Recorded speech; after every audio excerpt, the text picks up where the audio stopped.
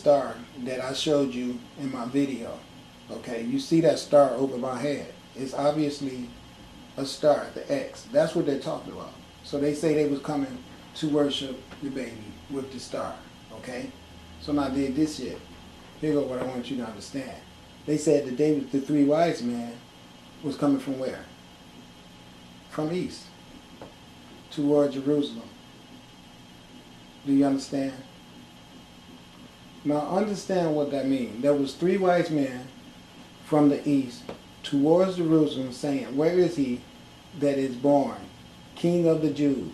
For we have seen his star in the east. See, that means they was in the east when they saw his star and are come to worship him. Okay, here's the deal. Read through the Gospels, listen to this. You'll see how Jesus actually expounded on the feast. Many of his greatest sermons were done at his Father's feasts. The only thing Jesus celebrated in December was Hanukkah. When choosing how to live as Christians, we should follow his example. Jesus celebrated, taught, and lived his Father's feasts. So let's ask ourselves another one. Would Jesus ever celebrate Nimrod's birthday of December 25th by symbolically re-erecting the symbol of Nimrod's cut-off penis in the form of a fir tree? Obviously not. But the reality is... Okay, Nimrod got his penis cut off. Okay, that's like a lot of black men we see getting their penis cut off too. And we all know that. Okay, so we heard of the story of a Tsar who had got his body dismembered, and all of his pieces was found but his phallus. And now his phallus is in the Vatican. Okay? Now look, if you're not a Babylonian sun god worshiper, why do you have King Nimrod's phallic symbol in your church? Now see, this Christmas tree right here is a good question to ask, because anybody that has this Christmas tree in their church without them realizing it, what they're doing is worshiping, and this is the truth, the resurrection of a Tsar's phallus. But they got it all decorated and everything like that, so they could disguise it, and you won't even recognize it. But the spiritual energy and everything that comes with that is a real big part of the reason why they have the Christmas tree with the lights and everything going on. But nobody tells you that. The lights are synonymous with the lights that you see right in. See, let me show you something. Look at this. Do you see the pyramid? Look. Do you see that? You see the pyramid? And then imagine if the green light came right down there. Do you see it? That's what they do. They play tricks with our stuff all the time. See? Look at that. That's the female's vagina right there. Do you see it? There it goes. And then if you put a little penis right there, that's what it is. And then look what they're talking about. The phallic symbol in your church. That's exactly what it is. And see, he knows that because they've studied this Egyptian stuff. And their biggest problem now is that it's people like me out here, and I'm going to wake more people up and show them how Christianity is robbing everybody blind and taking their money. Want me to show you some more stuff? Look at all this stuff in the background that you see without recognizing what you're seeing. Look at those. They're all little uteruses, all of them. And they play on your mind like to see these passages. These are the doors that the Egyptians always lined up one behind the other to show you that the universe is. In my Father's mansion there are many mansions. If you can look up here in the back, they put them up there too. Look, you see them up there? They stuck them there too. See, this is how they play mind games with you. This is a Christmas nativity scene. It's not really a nativity scene from where we can see up here. But I bet you somewhere they got Jesus laying down there in the manger. And when you come here and walk around, now I don't know if that's what I think it is up there because I can't really see really well, but it looks like little doorways or little shrouds, like what you could call little vaginas that they always stick the little Buddha inside of. They know that all that stuff is enough. See, look at it. See? And that's the reason they gave you Jesus in the shroud for 3 days. See? Do you see what I'm talking about? They know all that stuff is synonymous with your genetic makeup. See, look at the shroud. Look at it. You see the oval top right there? Do you see what I'm talking about? This is how they get you at Christmas time. They put your mind on lockdown by showing you all this stuff in the subline suggestion. And you remember this from many lives that you have incarnated. At one time, you probably actually was going to tombs like this at one time on your life. And so you out here now, they got you locked down with your cell phone and your baby crying, and they got Chuck E. Cheese skating around, and you missing all this spirituality going on around you, all this phallic. Look, there it go, right there. Remember how it came to earth like this? It went up and then went down. Don't y'all follow me now? Remember? The union between the earth and the sky. What's above is below. They put that right there. See, look, imagine this. That's the floor level. Now imagine if I put another pyramid in there. And then cross it right here. It'll be Star David, look. Right there. And then do it there. So all you have to do is take this base of this Christmas tree and flip it up like this and put it right there. And you'll have it there, Star David. Do you see that?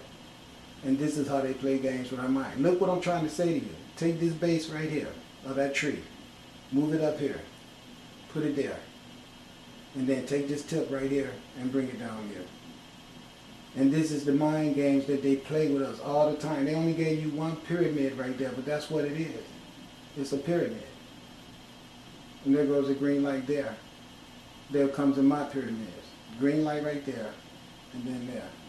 Now, if you took a woman, if you had a picture of a woman standing here, imagine if this was a woman's legs, one going there and one going there. And all this right here, you know what would be right here. If I put my hand right there and moved it around right there, she'd turn around and smack me. Because you know what I'll be doing. I'll be following her. Because this will be all her section of her privacy. So they're always using the woman's uterus in everything. See? Do you see it right there? Do you see that's one leg? That's another leg. And right here is where man falls out. The green light that comes to earth. I showed you guys that in one of my videos. And look at all the uteruses they got everywhere. Look. They're always everywhere.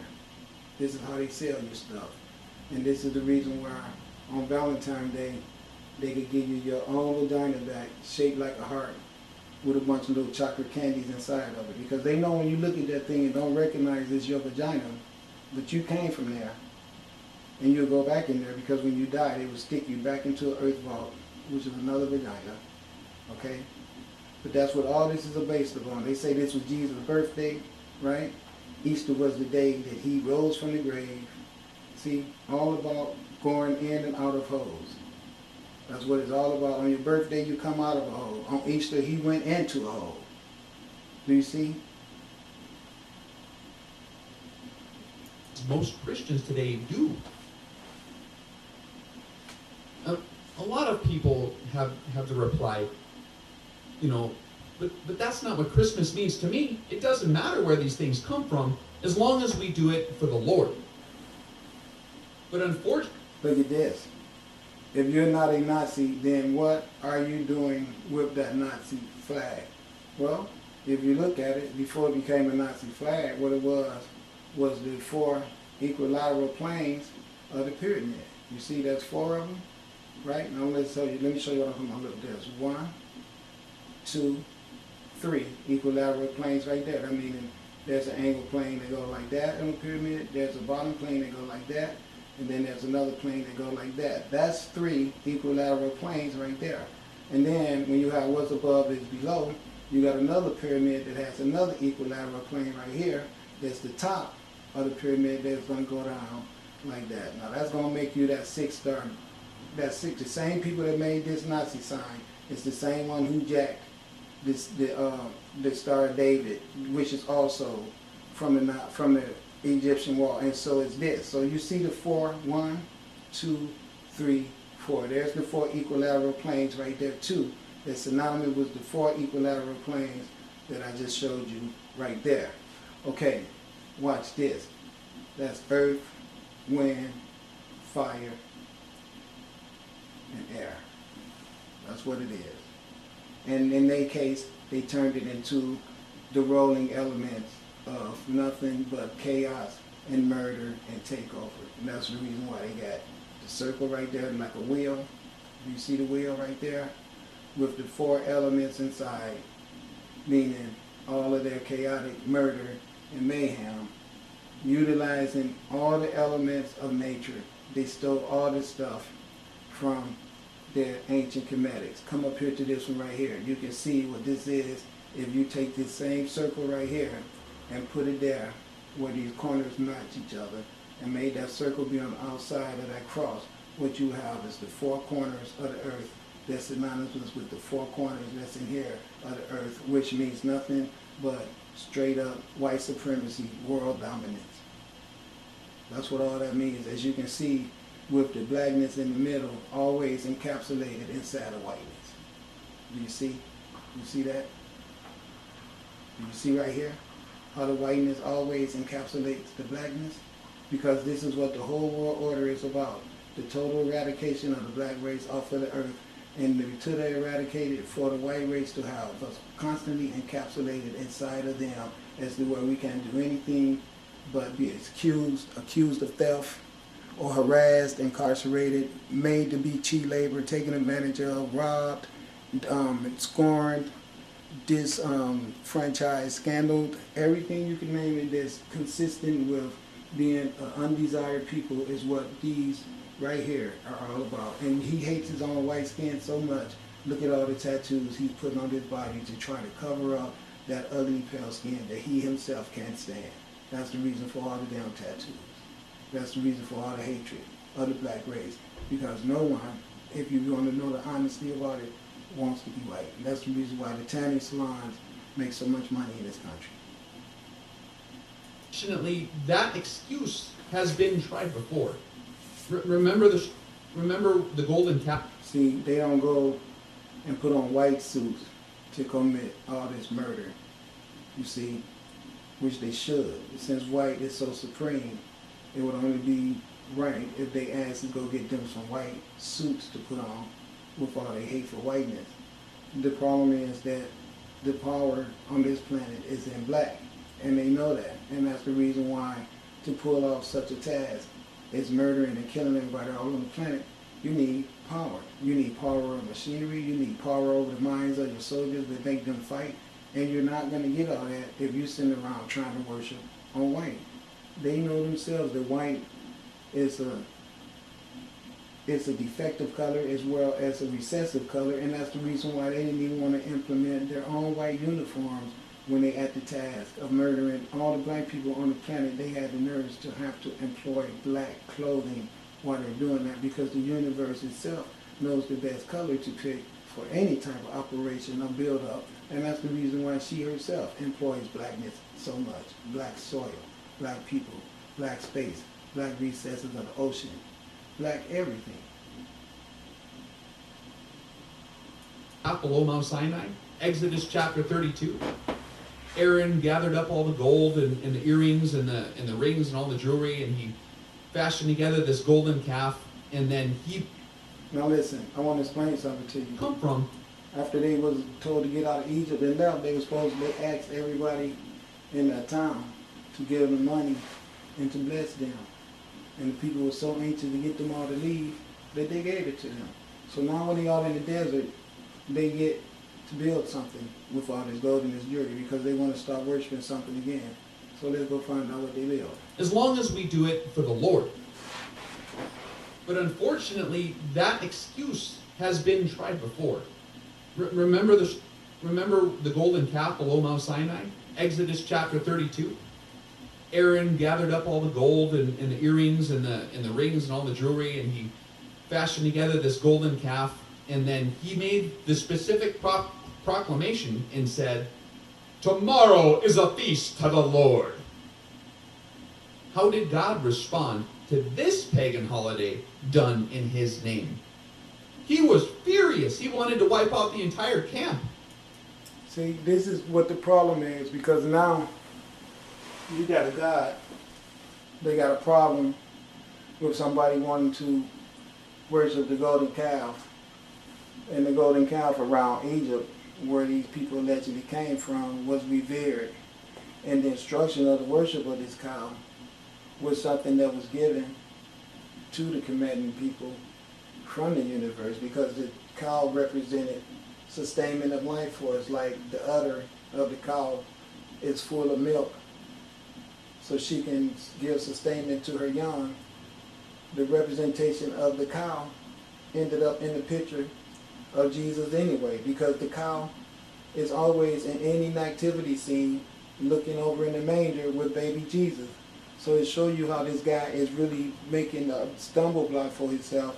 All of a sudden, when the Israelite people themselves made a cow to worship and pay homage to, it was such a bad thing that their gangster God decided that he was so furious he wanted to murder people after he done told these same people that thou shalt not kill. So he's really not setting a good example if you really want to know the truth about it. But my point being is that the same cow that every time you look at the nativity scene you see looking over in the manger at Jesus, it's the same cow, Heteru or Hathor, that the Israelite people wanted to make to worship while they was out in the Sinai desert. But this is what's really amazing to me. The fact that people was out in the desert and you couldn't find no archaeological history of them. After 40 years of them being out there, you could find no evidence of them existing out there. But these people had got so comfortable out there that they actually started a damn smelter and forged some gold so they can make a golden calf. But you couldn't even find a damn bowl out there that they used to fetch water, or you couldn't find the remnants of one person that got buried, and you had 500,000 people out there in the desert for 40 years. Go figure. But God ended up having mercy on the camp, and it only ended up costing the lives of 3,000 men. And don't forget. So, okay, so this was a really, really nice guy. He only killed 3,000. Okay, that ain't that bad, just 3,000. That this generation didn't get to enter into the promised land. No, Jesus warned us that we err in that we do not know the scriptures. Let's consider another scriptural example of this. Remember when King Saul lost the kingdom for attempting to offer up to the Lord only the very best of what he had recovered after conquering the Amalekites, after being clearly instructed to destroy every last vestige of paganism from the land. God doesn't appreciate these kinds of offerings. It has been written over and over and over and over again. How many... I'm sorry, I gotta tell you guys what he's saying. He's saying that God told Aaron that it's Moses' brother, that when you go into the land of all these black people, the Hebrides, the Jebusites, all that poor, Creatides, all those people that was in the Northeast Africa extension, or you could call that the Western Asia extension, whatever you want, whichever one, I don't care. But one point being that God told them to go in there and murder all those people, which was a lot of people, 7 nations of people. That means all those lands of Iraq, Saudi Arabia, Lebanon, Kuwait, okay, Jordan, you name it. All those things over there, Syria, all those places over there, all right? It's the lands that at that time, and the land of the Canaanite, which is modern day Israel, was one of them also. All those lands at that time was occupied by these sun god men that we were all known by because of our knowledge and because of our help that we gave to the Europeans whenever they came around. Our knowledge and our supplies of sustainment was so abundant that they was always welcome to them until they started taking advantage of us, like stealing our daughters and all kind of stuff that had become a custom of theirs coming from the Ice Age and from the realm of cannibalism. We had a lot of problems with these people, all right? So here's what my point is. It's really disturbing to hear this guy say all this crazy stuff about everyone else being pagan and beneath them when we have a history of them recently and up to date still dropping bombs on people, murdering people, and the treatment that us black people, us melanated men and women, and other people in this country receive at the hands of these selfish, tyrant, characterized Caucasian people. He have a lot of nerves to try to perpetuate them and their God as being above someone else. Times will it take for us to remember it? Some people when you talk about these things, they'll have another excuse that you'll hear is, but I have little children. Okay, now we have to sit and think this one through. So we would knowingly teach our children to celebrate the birthday of the Babylonian sun god by observing Nimrod's phallic evergreen re-erection ceremonies, and then put them through the watered-down shadow pictures of ancient child sacrifices, all in the name of our Lord? And that's not it. I mean, then we're going to completely ignore all the feasts that God put into place, all the holidays that teach us about His love, because we don't want to look Jewish. Well, here's the thing. When you say all the holidays to teach us about His love, the Jesus part is all make-believe. But I bet you I can sit you down with a calendar and we can get an almanac, and I can show you that every holiday that the Europeans have in effect as a recognized holiday is disguised as a holiday, Columbus Day, Valentine's Day, but they all have unusual solar major events that occur on those days also. So when he say God, he's talking about the sun. He's not talking about no white man. These white people are secretly worshiping the sun because they know that's where the true power is. But they know for a fact as long as the rest of the world worships the image of a white man, that power of the worship of that white man goes to them. And then they secretly worship the sun. And if they're not worshiping the sun, they are worshiping the Madonna, the goddess of Set, or the goddess Sekhmet down in the Vatican. The Pope himself got a picture of the goddess, a statue, black statue like the Black Rock they got over in Saudi Arabia that they all walk around and kiss and touch. The whole significance of this black melanin being God in this universe is known to everyone itself, the melanated man and woman who suffered the most out of everybody on this planet because of their lack of knowledge of that information. Others even say, well, I don't want to cause a ruckus with my parents, Well, let's listen to what Jesus says. Anyone who loves his son or daughter more than me is not worthy of me. Let me tell you something. Anyone who does not see his son and daughter as being God is an ignorant person. So you know what I would tell that Jesus? I would tell that Jesus, I would say, if you do not recognize my son and my daughter as being you, you are truly not God.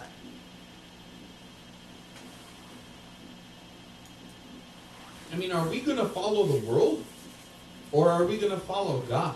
My point being, how can I love my son and my daughter without it not truly being me loving God?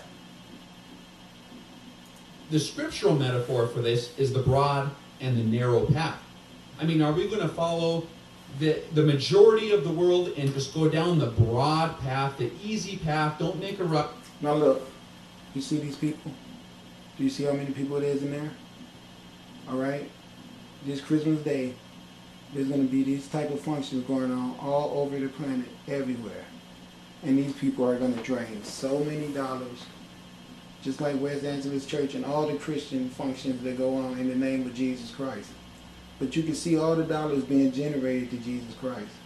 But we have mad poverty and suffering and homeless people in empty houses all over the planet. Because this power, this mass power of people are so self-centered about caring about themselves and their church, and that's all they care about. If you're not a Jesus freak, you don't matter to them. And that's the only reason we live in the world, where one handful of people can control the earth and keep everybody in a state of poverty and deprivation, because that one handful of people control the world by making they always be stuck on Jesus. And see, when you worship the white man as Jesus, like I said before, you give all the power on the earth to white men. And the corrupt white man that gave you Jesus is the ones taking all the money and not giving anything back. And that's the reason why you have people going to prison for shit that they didn't even do, and nobody caring, because this book has taught them, just like what he always say, all night, anybody that's not a Christian is pagan. And since the Christian centers own all the jail centers and own all these big functions like this, they can seriously ostracize people that don't want to have a part of their phony existence and raise hell for everybody on the people on the planet under this guise of Christmas funding that generate millions of dollars for them to be able to support the Nazis that you see popping up in here. See? Okay, so just follow along with they know what they're doing. doing. He knows what he's showing you right path stuff. leads to But the problem is he's not telling you that the Christians by the Are backbone you gonna of the turn Nazis. aside and follow the That's shepherd? the problem. That's where your up the Christian narrow knowledge path. go. Right to the Not very Nazis. many people coming with you. No, but the you're following the Zionists. shepherd. And that path The leads Jews. to everlasting In the life. hierarchy. So now that See, we look know at this these crook. things, we have to make the choice See, of who stole we from will Osiris. And see the follow. now? God and His The Word. good shepherd. Do you see? Do you understand now? What I'm getting at is this. You see he's got a crook in his arms. Do you see? And then right there he's got the little hook, right? That's what it's all about. That's the reason why you see that in all of the pictures of all the ancient Kemetic deities. They jacked that stuff from them, okay? That's exactly what happened. They jacked all of it from the herders around the Mediterranean who were melanated people before all the influence of these European people came and destroyed their way of Or his living enemy, with European Babylon the lies. Great. The one in whom we obey is the one in whom we really love. You know, the hard part about delivering this particular message is that after you deliver these facts and people do the research and they find out their history and they ask their pastors if these things are really so, and they come to the same conclusions, they know the reality. Obey is the one in whom we really love. You know, the hard part about delivering this particular message is that after you deliver these facts and people do the research and they find out their history. Okay, now this right here is really beautiful. I wanted to see that without the writing in front of it. Yeah, that's definitely, you see the bowl right there, which is lowered in the bowl. You can see the little triangles, this square. It's always the geometric formation of all deities is that square. So I'm going to assume that this is probably a Asar that's in there with the goddess of Set. That's what I'm going to assume. I'm not sure about that, but I know that's a beauty right there. And this is not a Christmas tree because it would have nothing to do with no Christmas. I'm sure this is probably all about the rising of the star Sirius and also the rising of the new sun itself, S-U-N, and this is Asar, the god of the dead. So quite naturally, if the sun is in a position considered to be most dead of all from the earth, he should be there when it rises and be given new birth. That would only just make sense. So this has nothing to do with the European depiction of what December the 25th brings. Maybe let's get that perfectly clear. It's nothing pagan about that. What's pagan is their whole Christmas lie about some guy being dead and rising from a damn grave when it's really the S-U-N son that does that, not no man. There's a man that's born, little baby. And they ask their pastors if these things are really so. And they come to the same conclusions. They know the reality, but they just can't make it past that blinking pine tree they love so much. And then they turn their back on God. Unfortunately, this is a message that today has to be delivered. There's just too many young people falling away from the faith because they think that their Messiah is a sun god. When he is not a sun god, he is completely and beautifully unique from all the Babylonian anti-messiahs. But no, see, he can say that if he wants to, but I'm going to tell you what I think. Yeah, he is completely unique as to where he never gives you anything. He never even show up. He is elusive as Santa Claus. And the only thing that you could ever get to get an attachment or connection with him is preachers like this guy right here. They give you all that rhetoric. There's not one person on this earth who's going to ever tell you they've seen Jesus outside of it being a fragment of their imagination. Okay, which is fine. You can do that if you want to. But the truth about the matter is somewhere this planet needs to wake up and start accepting that someone has been lying to us about this Jesus shit. And that stuff is going to start so I can take control of my life back and start being responsible for self so I can stop letting the preachers and everybody else that's a part of his con team make a fool out of me. When I should be buying shoes for my son and things like that, I'm giving it to the church who's already got all the damn money. And I can see the decadence that is causing right in my family. They demand that I pay tithes 10%, and they don't come and do 10% of my work. Why should I have a God that demands that I pay after it tells me how much it loves me, but I can't get nothing from it unless I go pay every week? Come on, that's like a drug habit. Wake your ass up. Merry Christmas. Stop being stupid, please. Hate to say that to you, but it's true. Peace and blessings.